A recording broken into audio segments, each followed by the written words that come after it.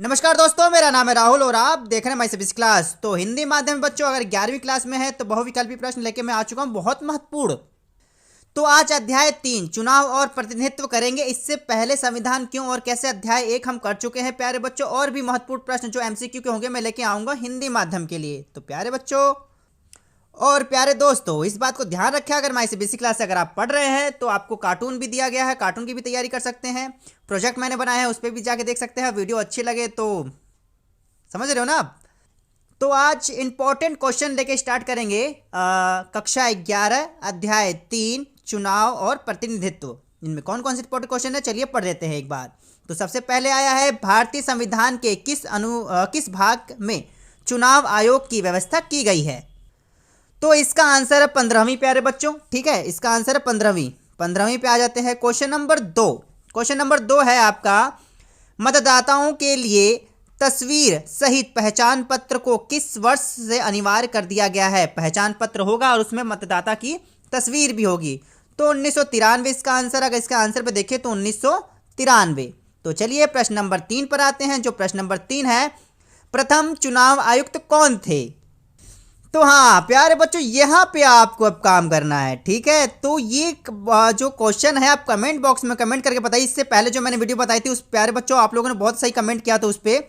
जिनका आंसर सही था मैंने उन्हें हार्ट भी दिया था, और जिसने पहले आंसर दिया था उसका मैंने आंसर पिन भी कर दिया था। तो बहुत सही है, ये चीज़ आप 11th में पढ़ रहे हैं तो ये चीज़ें आपको याद होना चाहिए। प्रश्न नंबर 3, प्रथम चुनाव आयुक्त कौन थे।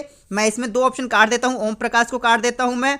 ठीक है, अब मनीष अरोड़ा। ठीक है, 2 नाम काट देता हूं। तो सुकुमार सेन और सुनील अरोड़ा है, 2 नाम है। तो जज करिएगा और आंसर सही बताइएगा। चलिए प्रश्न नंबर 4 पे आते हैं। प्रश्न नंबर 4 है, चुनाव आयोग की स्थापना कब हुई थी। चुनाव आयोग की स्थापना देखो 1945-47 में तो भारत आज़ादी हुआ था। तो ठीक है, इसका आंसर है 1950 में चुनाव आयोग की स्थापना हुई थी। आपको पता है चुनाव आयोग क्या करता है, चुनाव चिन्ह देना, ठीक है, चुनाव अच्छे से कराना, ये चीज़ इसके मुख्य काम होती है चुनाव आयोग की। अगर आपको और एक कोई याद है, पॉइंट याद है क्वेश्चन नंबर 4 को लेके, तो क्वेश्चन नंबर 4 में एक पॉइंट लिखे कमेंट में जरूर बताइएगा, जिससे आपका रिवीजन भी हो जाएगा और आपको याद भी रहेगा। और प्यारे बच्चे आपको कुछ कमेंट भी देखेंगे तो उनको भी याद हो जाएगा, और आपके लाइक कमेंट को भी वो लाइक कर देते हैं, बहुत अच्छी बात है। ये क्वेश्चन अगला है, किस संवैधानिक संशोधन द्वारा भारत में मताधिकार की आयु 21 वर्ष से घटाकर 18 वर्ष कर दी गई। मतलब कि 21 वर्ष थी, उसे घटाकर आपकी कितनी कर दी, 18 वर्ष। तो इसका आंसर है 61वें में की गई थी। इसका अगर आंसर देखें तो हम 61वें में है आपका। और इससे रिलेटेड कुछ बात बताऊं तो 1988, ठीक है, ये थोड़ा चले में दिखा, 1988 में ये आपका कानून में प्रस्ताव पारित किया गया था। ठीक है, लेकिन इसे पास कब हुआ, ये पास हुआ था आपका 1989 1989 में ये पास हुआ था आपका कानून कि 28 मार्च 1989 को कि 61वां संशोधन था और साल था 1989। मैं ये बताना चाहता हूँ यहाँ पे।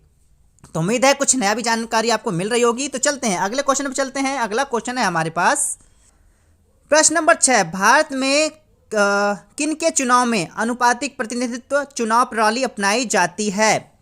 राज्यसभा सदस्य, विधान परिषद सदस्य, राज्यपाल या राष्ट्रपति। तो इसका आंसर होगा प्यारे बच्चों राष्ट्रपति। इसका आंसर है राष्ट्रपति।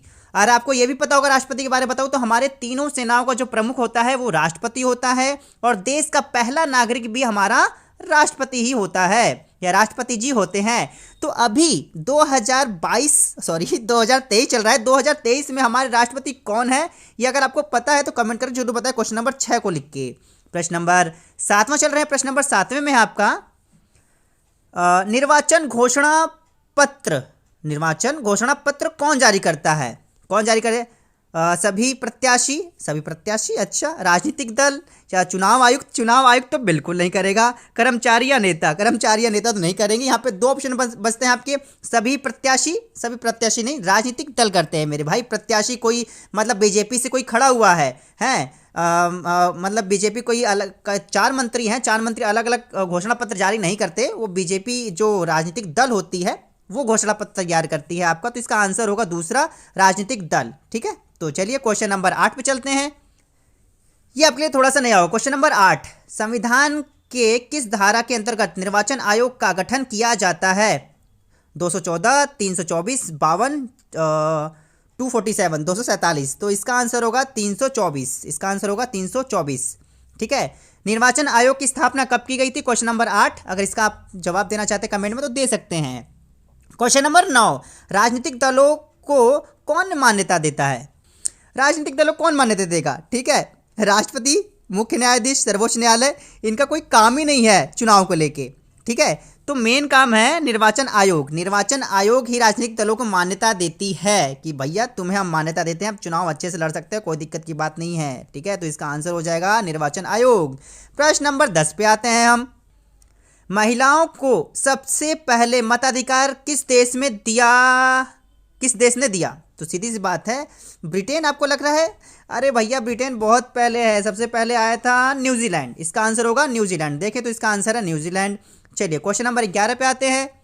प्रश्न नंबर 11, मतों को गिना नहीं बल्कि तौला जाए, यह सूत्र किस प्रतिनिधित्व प्रणाली पर लागू होता है? तो चलिए इसका चुपचाप सीधा आंसर बता देते हैं, अनुपातिक प्रतिनिधित्व प्रणाली। इसका आंसर हो जाएगा अनुपातिक प्रतिनिधित्व प्रणाली। ठीक है, प्रश्न नंबर 12 पे आते हैं। तो जब चैप्टर के नाम है चुनाव चल रहा है तो सारे लगभग वही से आ रहे हैं। भारत में निर्वाचन आयोजित करने के लिए सर्वोच्च निकाय कौन है? मतलब कौन ये सब व्यवस्था बनाता है? निर्वाचित अधिकारी, मुख्य निर्वाचन अधिकारी। ठीक है, और तीसरा है भारत का निर्वाचन आयोग और जिला दंडाधिकारी। ठीक है, जिला दंडाधिकारी या दंडाधिकारी तो बिल्कुल नहीं होगा, निर्वाचित अधिकारी।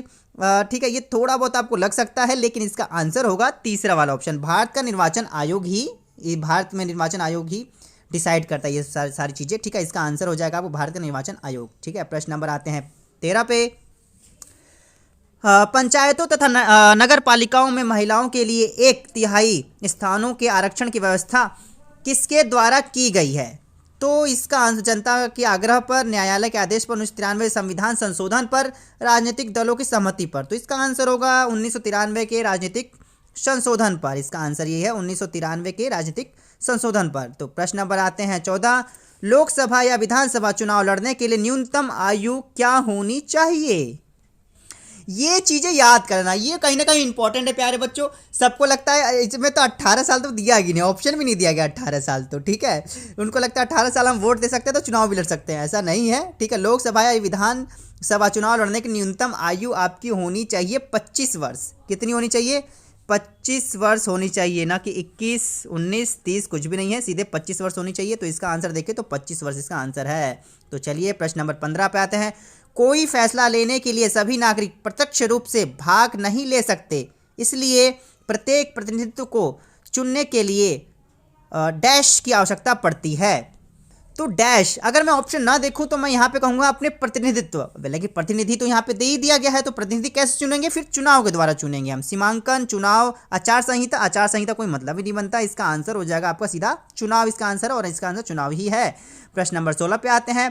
प्रश्न नंबर 16 पे है, भारत में कौन वोट कर सकता है? हाँ, अक्षय कुमार तो बिल्कुल नहीं कर सकते भैया। ठीक है, और आप ये कमेंट में ज़रूर बताइए, अक्षय कुमार भारत में जो भी कहीं भी इलेक्शन होता है वहाँ पे ये वोट नहीं कर सकते। क्यों? ये 18 साल से ज़्यादा ही बड़े हो गए हैं या 18 साल से छोटे हैं?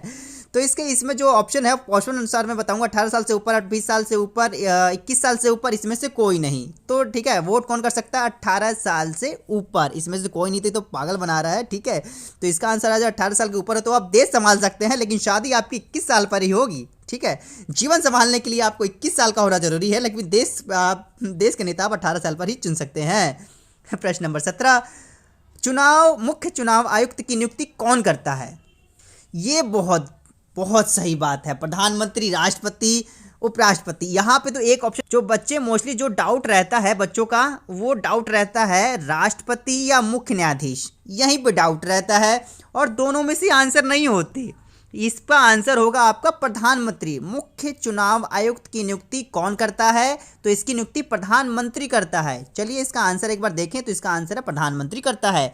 प्रश्न नंबर 18 पे आते हैं। प्रश्न नंबर 18 है, वह प्रक्रिया जिसमें लोग बिना प्रतिनिधियों के सीधे भाग लेते हैं कहलाती है? जिसमें सीधे भाग ले रही है प्रत्यक्ष लोकतंत्र होगा, और क्या यहाँ पे ठीक है, इसका आंसर हो जाए तीसरा ऑप्शन प्रत्यक्ष लोकतंत्र। ठीक है, तो चलिए क्वेश्चन नंबर 19 पे आते हैं। क्वेश्चन नंबर 19 बताएंगे आप, वह प्रक्रिया जिसमें लोग प्रतिनिधियों का चुनाव करते हैं कहलाती है। याद रखना, प्रतिनिधि का चुनाव कर रहे हैं, तो ये आपका हो जाएगा अप्रत्यक्ष लोकतंत्र। याद रखना, इस वाले में आ जाएगा आपका अप्रत्यक्ष लोकतंत्र, ऑप्शन नंबर 2। आंसर देखेंगे तो अप्रत्यक्ष लोकतंत्र है। ठीक है, तो ये आपका यहाँ पे कहाँ चला गया भैया ये, तो ये यहाँ पे आपके क्वेश्चन नंबर 19 तक यहाँ पे समाप्त हो जाता है। ठीक है, क्वेश्चन नंबर 20 में आपसे पूछ लेता हूँ। ठीक है, क्वेश्चन नंबर 20 ये है कि फिलहाल अभी भारत 2023 में कौन से पार्टी का सरकार चल रही है, कौन सी पार्टी का, एनडीए या यूपीए, ये आपको बताना है। बीजेपी या मोदी सरकार मत लिखिएगा, तो बस आपको एनडीए या यूपीए बताना है। ठीक है, तो बाकी क्वेश्चन भी मैंने पूछे, उम्मीद है आप सब उस पर भी आंसर देंगे, और आपके जो कमेंट है और बच्चे पढ़ते हैं तो उनको और समझ में आएगा, और के कमेंट्स को लाइक किया जाता है वो भी अच्छी बात है। जो सबसे पहले कमेंट करेगा क्वेश्चन को, उसका मैं पिन भी कर दूंगा, जैसे आपको पता है पिछले मैंने वीडियो में ऐसा किया भी है। उम्मीद है इसमें भी आपका जो प्रैक्टिस है अच्छे से चलती रहेगी, और आप इसी तरह से अपनी तैयारी करते रहेंगे, खुश रहेंगे और पेपर बिंदास तरीके से देंगे। माई सीबीएसई क्लास की इस वीडियो को देखने के लिए धन्यवाद। तब तक के लिए जय हिंद, जय भारत।